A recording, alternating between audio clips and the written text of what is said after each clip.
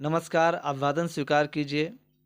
आप देख रहे हैं राजीव रागनी ब्लॉगर यूट्यूब चैनल। मैं राजीव कुमार आपका स्वागत करता हूं और आज का ब्लॉग आधारित है शिक्षा जगत के टॉप टीचर्स में खान सर के बारे में। ये ब्लॉग आधारित है जिनको आज के दौर में द लीजेंडरी टीचर बोला जाता है, जो कि आज देश के असाधारण शिक्षकों में गिने जाते हैं। खान सर का जन्म उत्तर प्रदेश के गोरखपुर ज़िले में 1993 में हुआ था। उनका बचपन आम बच्चों की तरह ही बीता हुआ है। उनके पिता आर्मी में थे और माँ हाउसवाइफ थी। पिता उनको बहुत प्यार करते थे और माँ ने उनको अनुशासन पूर्वक शिक्षा दी हुई थी। खान सर जब छोटे थे तो वह स्कूल जाया करते थे और स्कूल की छुट्टी के बाद बच्चों की क्लास में बहुत सारे पन्ने पड़े हुआ करते थे और वो पन्ने इकट्ठा करके घर में लाते थे और माँ उनकी कॉपी सिल करके उनको देती थी। तो ऐसा रहा उनका बचपन। इसके बाद पढ़ाई में ठीक ठाक थे और काफ़ी चिंतित रहा करते थे कि वो कुछ बहुत अच्छा करना चाहते थे। जब थोड़ा और बड़े होने पर जो है वो चाहते थे कि वह देश की सेवा करें। तो वह बड़े हुए तो वह आर्मी में जाना चाहते थे, लेकिन फिजिकल अपीयरेंस फिट ना होने के कारण उनका आर्मी में सिलेक्शन नहीं हो पाया। तो वह काफ़ी निराश हो गए। तो उनके पिता ने बोला कि आप निराश बिल्कुल मत होइए, क्या पता ऊपर वाला कुछ आपको और बनाना चाहता है। वह देश की सेवा करना चाहते थे। तो उनके पिताजी ने बोला कि आप देश की सेवा और भी माध्यम है, और भी माध्यम से आप देश की सेवा कर सकते हैं। उन्होंने कहा कि पापा मैं पटना जाना चाहता हूँ, मैं वहाँ पढ़ाई करूँगा। पटना आ गए। पटना में उन्होंने पढ़ाई की और वहाँ उनके साथियों ने उनकी काफ़ी मदद की और एनडीए में सिलेक्शन ना होने के कारण वो काफ़ी निराश हो गए थे।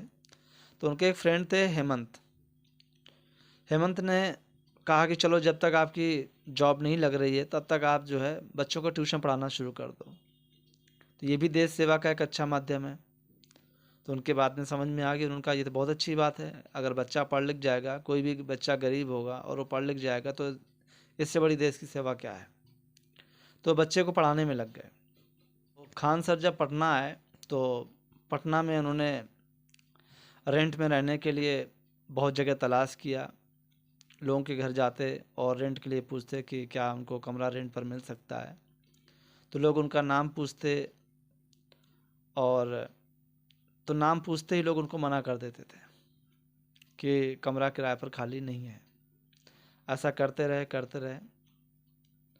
एक जगह गए, उन्होंने पूछा क्या नाम है आपका, अपना नाम बताया। कौन है आप? बोले मैं भारतीय हूँ, हिंदुस्तानी हूँ मैं।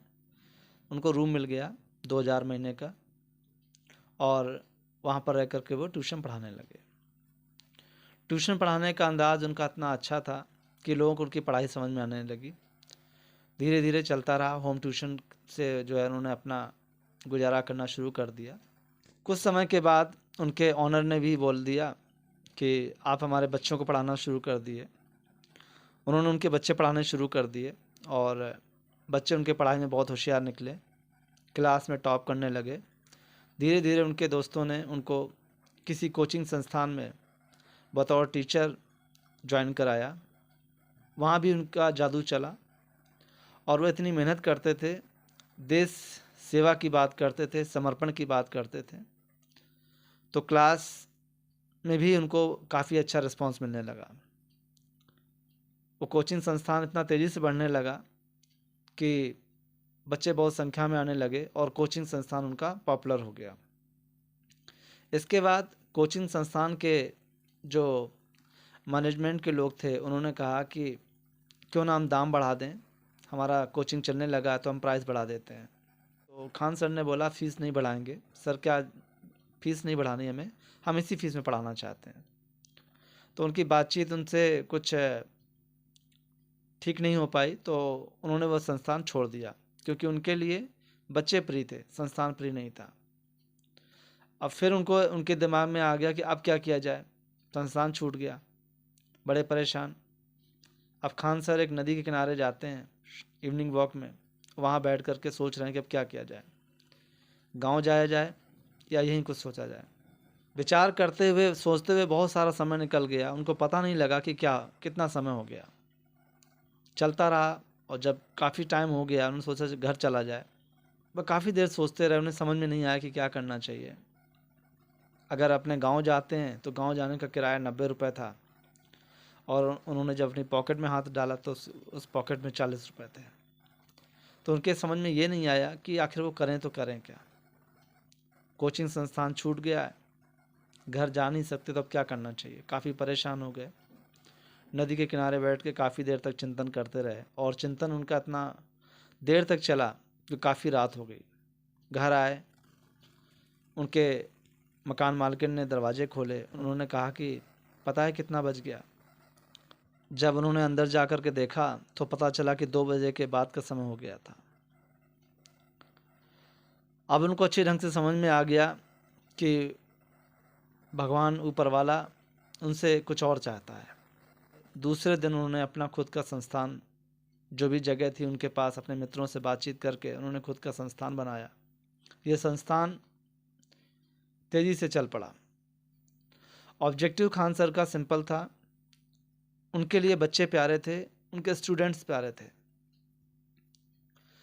और जितना वह अपने विद्यार्थियों को प्यार करते थे, बदले में उनके विद्यार्थियों ने उनको प्यार किया और बना दिया खान सर को एक लीजेंडरी टीचर, एक सदी का टीचर, एक बड़ा अध्यापक। खान सर ने बच्चों की किस्मत बदली और बच्चों ने मिलकर के खान सर को एक बड़ा नाम दिया। वक्त गुजरता गया, पॉपुलैरिटी बढ़ती गई और लोग धीरे धीरे खान सर से चिढ़ने लगे, उनके कोचिंग संस्थान से चिढ़ने लगे और शिक्षा माफियाओं ने उनके खिलाफ षड्यंत्र रचना शुरू कर दिया। एक वक्त ऐसा आया कि खान सर जब क्लास में पढ़ा रहे थे, उसी समय उनके पास एक बम आकर के गिरा कि वह बम भी निष्क्रिय हो गया और बच्चों का प्यार उनके साथ बढ़ता गया। इसके बाद उनके पास बच्चों की संख्या बढ़ती गई और आज खान सर के पास ऑनलाइन और ऑफलाइन बहुत सारे बच्चे पढ़ते हैं। उनका सिंपल ऑब्जेक्टिव रहा बच्चों के लिए कि बच्चों से फीस ज़्यादा नहीं लेनी, बच्चों को कम पैसे में पढ़ाना है। उनका नाम पूरे भारत में और विश्व के कुछ देशों में भी उनका नाम है। आज बहुत सारे लोग उनकी क्लास अटेंड करते हैं, उनको पढ़ते हैं, उनको सुनते हैं और हमारे देश को खान सर सिर्फ एक नाम है, ऐसे और भी शिक्षकों की ज़रूरत है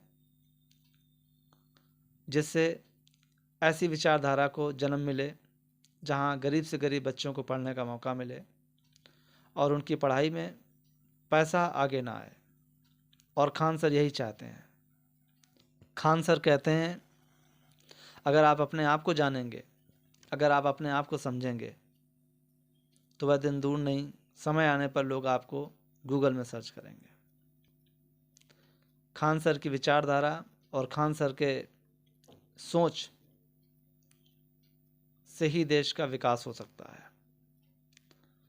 ऐसे शिक्षकों का और संख्या में आना जरूरी है। आज खान सर का यूट्यूब चैनल है, करोड़ों में उनके सब्सक्राइबर्स हैं और करोड़ों की संख्या में लोग उनको प्यार करने वाले हैं। वह देश की सच्ची सेवा करते हैं और कठिन से कठिन सब्जेक्ट को बड़े सरल अंदाज में बताते हैं।